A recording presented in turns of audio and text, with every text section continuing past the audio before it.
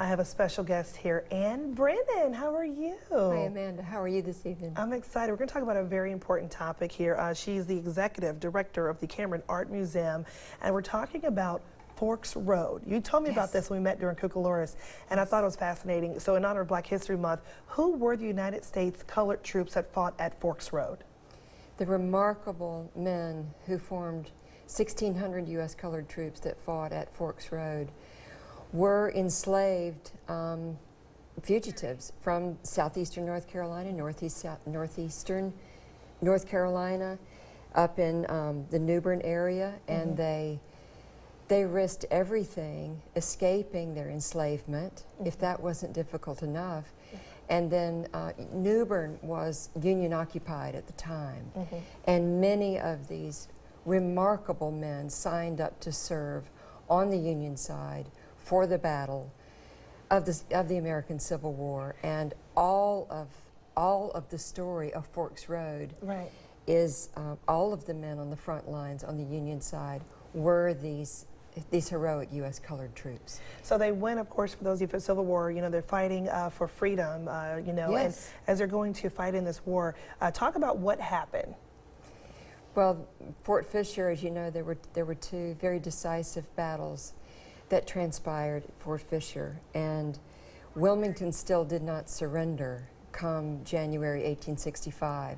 It took the Union troops fully a month to bury their dead and reconnoiter, and they marched up Federal Point Road, and the only vestige of Federal Point Road still extant is on the property at Cameron Art Museum.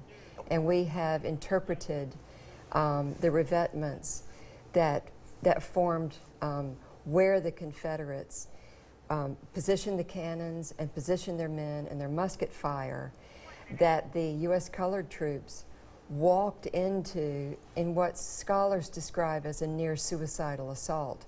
They couldn't see what they were walking into. Of course, they knew the battle. And as we're getting close to the end, Wilmington was at that time the Confederacy's last major seaport.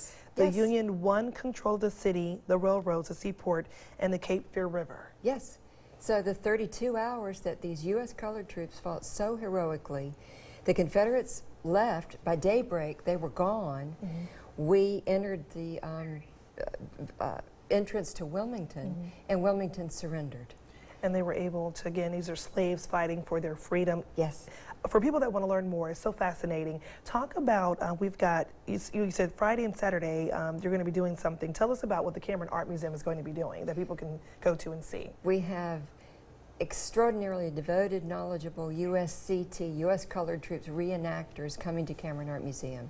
On Friday, they will be presenting to over 300 school children, and on Saturday, we're open to the public.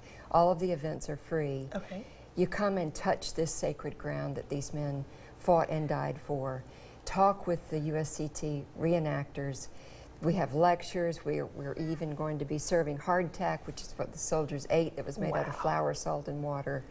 Please come and absorb this living history of what is truly one of the most socially and politically important events of this entire area and of the American Civil War. Wow, thank you so much. Again, right in our backyard, the Battle of Forks Road fought for the possession of Wilmington, and the Cameron Art Museum occupied today as a site, right? Yes. For that happened. Okay, well, Anne Brennan from the Cameron Art Museum, I'm getting chills. Thank you for sharing this story. Thank you so much, And Amanda. again, people can go out and see it firsthand. Thank you. Thank you.